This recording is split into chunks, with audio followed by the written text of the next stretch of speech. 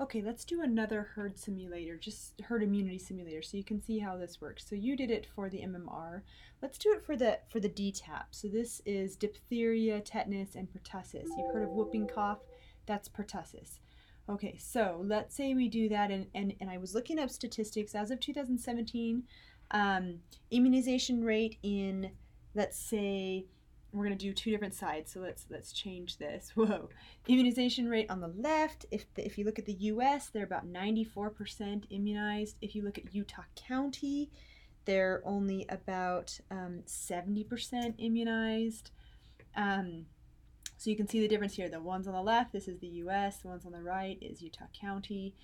The infection rate for pertussis is about 80% if you're not vaccinated.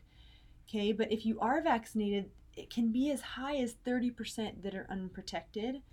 Okay, so let's just see how this goes. And we're going to slow the infection speed down to like 5.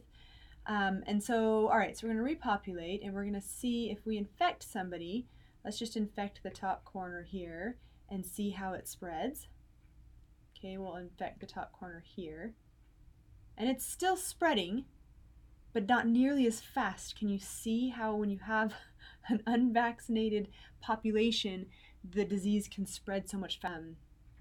But here you can see, there we go. So we're getting a lot of people getting it on the right hand side because they're unvaccinated, right? So you can see that being vaccinated not only protects you, but it protects your neighbors. And likewise, being unvaccinated doesn't just hurt you, it hurts your neighbors, because people who are vaccinated and trying to take appropriate precautions can still get the disease if they're exposed by people who are unvaccinated.